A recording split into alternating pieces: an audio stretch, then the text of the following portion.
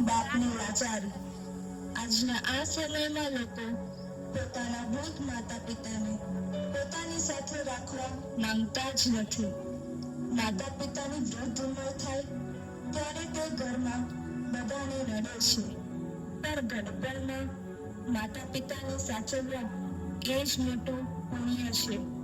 આજે લોકો સારા દેખાવા માટે મોટા મોટા દાન કરે છે, પણ તેમના ઘરે જઈને જોઈએ તો ખબર પડે કે તેમના માતા પિતા વૃદ્ધાશ્રમમાં હોય છે. તો શું એમને એ દાનનું પુણ્ય મળશે ખરી? પણ આપણા માતા પિતાને ઘટપણમાં સાચવશું એ જ મોટામાં મોટું દાન છે, પુણ્ય છે.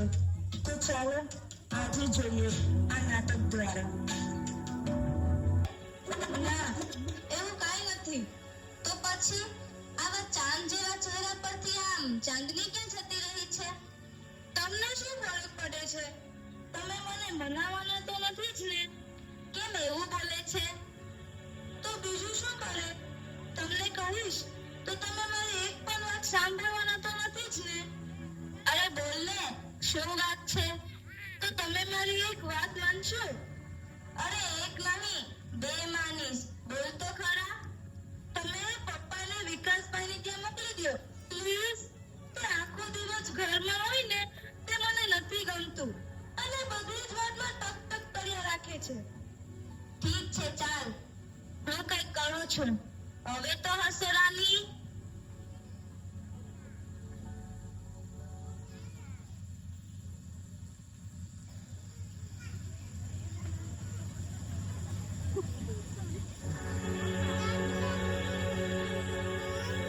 શું વાત છે બાપુજી? રોહિત બેટા, બહાર જાય ત્યારે મારા માટે એક જોડી કપડાં લઈ જજો. કેમ? તમારી પાસે કપડાં નથી? હમણાં તો લીધા હતા. એ તો ગઈ દિવાળીએ એક જોડી લીધા હતા. હવે તો એક વર્ષ થવા આવ્યું. હવે તો કપડાં પાતે જ ને ભાઈ. ગઈ દિવાળીએ તો અમે લઈ આપ્યા હતા ને. નકર અમારે જ લઈ દેવાના. તમારા નાના દીકરાને કયો. પણ એ બિચારાની ઘરની પરિસ્થિતિ બહુ સારી નથી. એ માંડ માંડ પોતાના ઘરનું પૂરું કરે છે, એટલે એને કહેતા મારી જીભ ઉતરતી નથી. તો અમે ક્યાં મોટી મિલના માલિક હતા અને આપ્યું તો એમને પણ છે ને. તો પછી અમારામાં જીવ શું નાખો છો? બોલા તો, તમે ખીજાશો નહીં. હું ચલાવી લઈશ. આ દોસ્તો આપણો એક ઉપર જ પડ્યો છે. કહેતા હોય તો તમારા ભાઈ વિકાસિયા પાસે જઈ. એનો એક બાપ તો છે ને. એને કઈ ખર્ચો તો કરવો નથી. એટલે હું એને વાત નહીં કરતો હોય. વિકાસને જ્યારે પપ્પાની ખોરાકીની વાત કરું ને તો તરત રોજડા રોવા લાગે છે. આમ છે ને તેમ છે ને. તમે ભલે મળો ત્યારે સારું લાગે ને એમ કહો.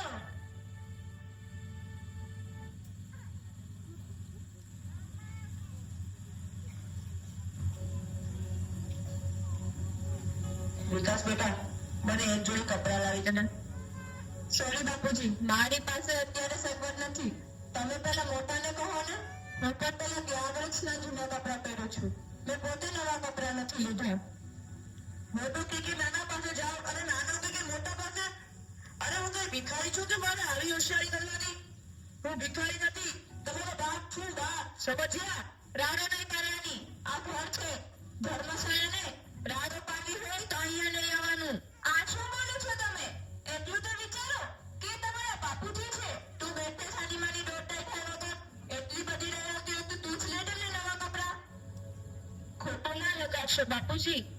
પણ ગપ્પામાં લોકોની હાલત એવી જ હોય છે. પહેલા કપડાં પણ તેમના સતા નથી થતા.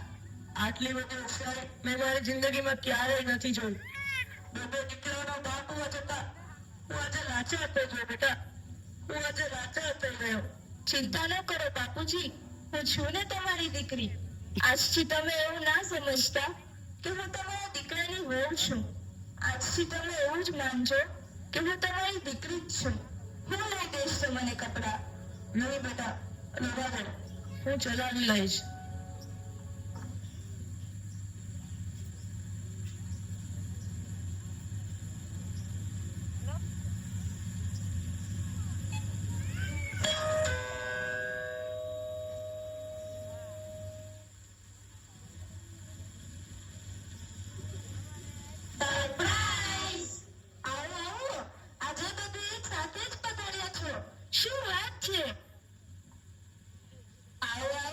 બેસો બેસો. કેમ છો મોહિની? મજામાં ને? હા મજામાં. મારું શું વાતું હોય? અરે મોહિની, તને યાદ નથી? આજે તારો બર્થડે છે એટલે અમે સાથે મળીને તને સરપ્રાઈઝ આપવા આવ્યા છે. અરે આ વખતે મારો બર્થડે તો ભૂલી જ ગઈ. સારું થયું તમે આવીને મને યાદ કરાવ્યું. આ વખતે અમારો ઘરવાળો પણ ભૂલી ગયો. સોરી. બાકી એ તો યાદ કરાયો. આ બધું આ ડોસાની હોળીમાં ભૂલાઈ ગયું.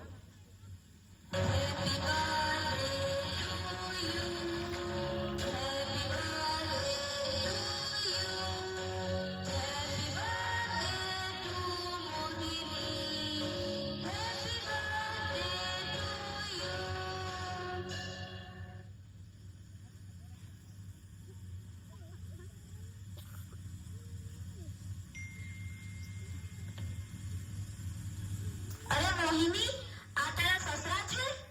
હા અમારા સસરા છે. અરે તો એમને પણ તો કેક ખવડાવ. કોને? આને? અરે એમને શું ખવડાવવાનું?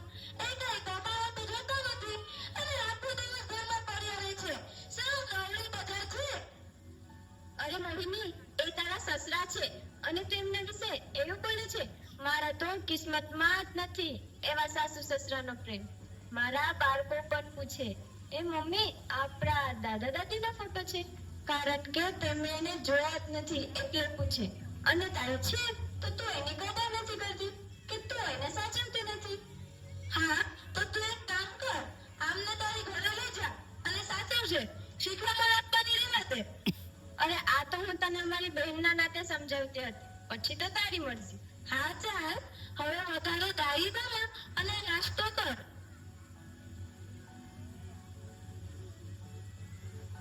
હા તો ચાલો હવે આપણે રજા લઈએ. કેમ?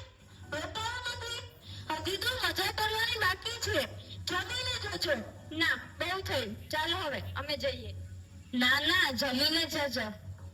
ના બહુ થયું. વાંચી લીધું પેપર? ચાલો હવે આ બધું ફટાફટ સાફ કરી નાખો. જલ્દી કરો, હજી તો બજારમાંથી શાકભાજી લેવા જવાની બાકી છે. લ્યો આ 50 રૂપિયાની થેલી. બજારમાં જઈ થોડું શાકભાજી લઈ આવ. તમે મને કહો તો શાકભાજી લેવા જવાનું? હા તમને જ કહું છું. તમે કઈ તો ધીરુભાઈ અંબાણી છો.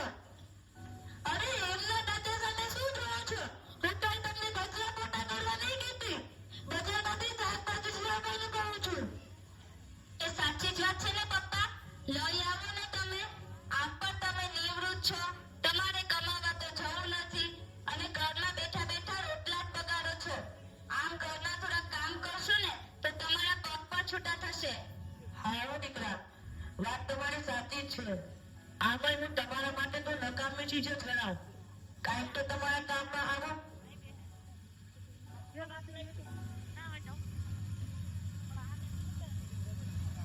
ચાલો શાકભાજી આવી ગયું, શાકભાજી.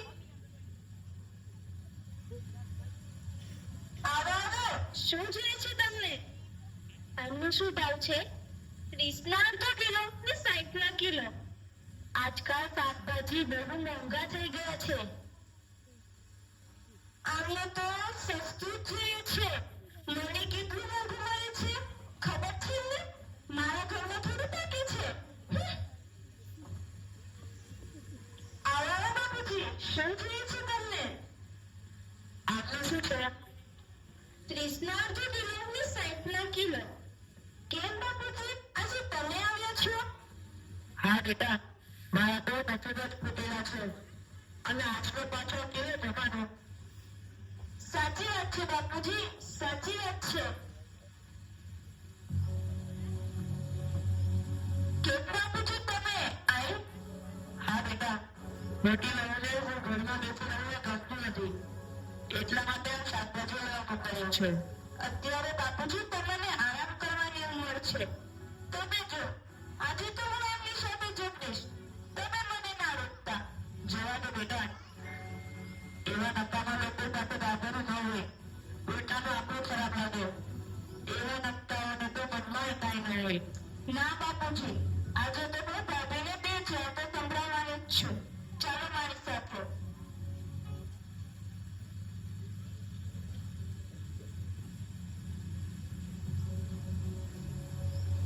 ભાભી, આ તમે શું કરો છો?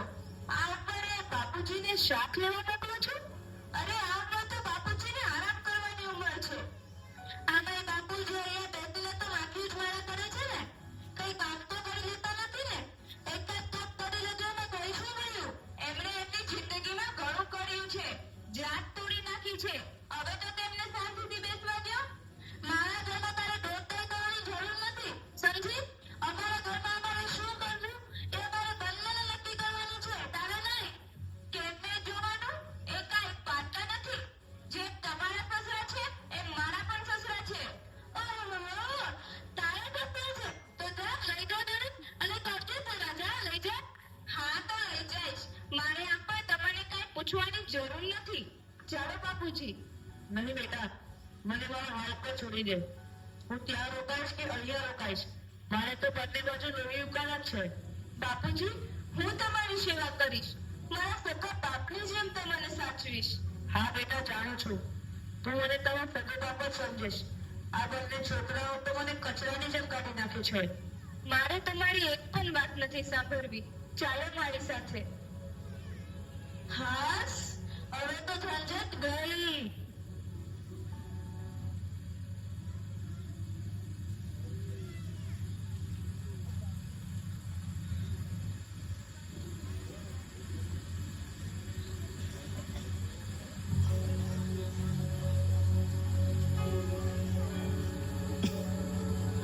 તારા દોડતા પર કરવાની શી જરૂર હતી? બાપુજી ત્યાં હતા એ બરાબર જ હતા, પણ તેમને લાવ્યા એમાં ખોટું શું કર્યું? એ તમારા બાપુજી છે. આ તમે બંને એના પ્રત્યે આવો અત્યાચાર કેમ કરો છો? શું નડે છે તમને? મને બાપુજી કઈ નથી નડતા, પણ બાપુજીને આપણે અહીંયા રાખશું ને તો પેલો મોટો આપણને ખાધા ખોરાકીનો એક પણ રૂપિયો નહીં આપે. આપણે જ કદી ખર્ચ કરવા પડશે. આ તમે બંને એમના દીકરાઓ છો કે શું? કઈ ખબર નથી પડતી. પોતાના બાપ પાછળ એક રૂપિયો પણ ખર્ચ કરવા તૈયાર નથી. બંનેને બાપ શું ભૂત લાગે છે.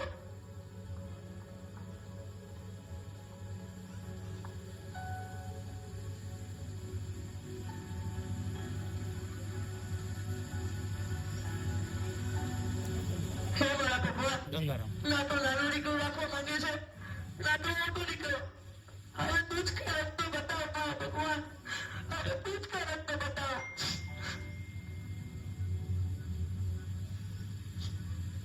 અરે નવીનભાઈ, શું થયું?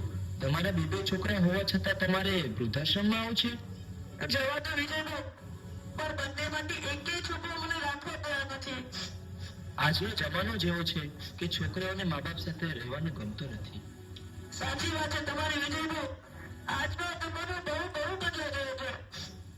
આજનો જમાનો બદલાઈ નથી ગયો, આજનો જમાનો બહુ ખરાબ થઈ ગયો છે. ઠીક છે, હવે તો જેવી ભગવાનની મરજી.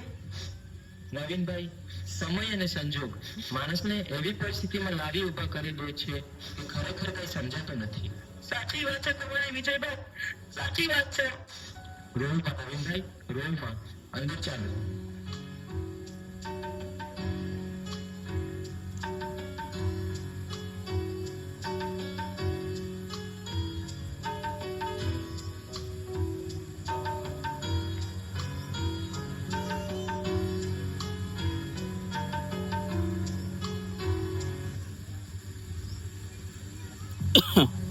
ક્યાં ગઈ હતી આમ? ક્યાંની રાહ જોઈને બેઠો છું?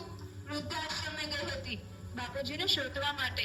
હા તો મળ્યા હોય ને તો ન્યા જ રહેવા દે તેમને. આપણે એમને ઘરે લાવવાની જરૂર નથી. અરે, વૃદ્ધાશ્રમમાં તો તમને બંનેને રહેવા દેવાની જરૂર હતી. બાપુજી પોતા ઉઠાવી લાવ્યા તમને. એટલે તું શું કહેવા માંગે છે? હું જ્યારે આશ્રમમાં ગઈ ને ત્યારે ત્યાંના મેનેજર સાથે વાત કરી. એ તમને અને રોહિતભાઈને બંનેને આશ્રમમાંથી લઈ આવ્યા હતા. અરે, આશ્રમમાં તો તમને બંનેને રહેવા દેવાની જરૂર હતી. જ્યારે કોટ લઈને આટલા મોટા કર્યા અને તમે એ જ બાળક બાપને અત્યારે વૃદ્ધાશ્રમમાં મોકલી આવ્યા. આ તું શું કહે છે? મને આશ્રમના મેનેજરે વાત કરી. આ જ સાચું છે વિકાસ. બાપુજી અમને અનાથ આશ્રમમાંથી લઈને આવ્યા હતા ને એ જ બાપને વૃદ્ધાશ્રમ મોકલી દીધા. અમે અનાથને પાણી પોસીને મોટા કર્યા ને જ્યારે એમની ઉંમર છે ત્યારે એ બાપને અમે ઘરમાં રહેવા માટે નાનકડી જગ્યા લઈ આપી શક્યા. ધિક્કાર છે મારા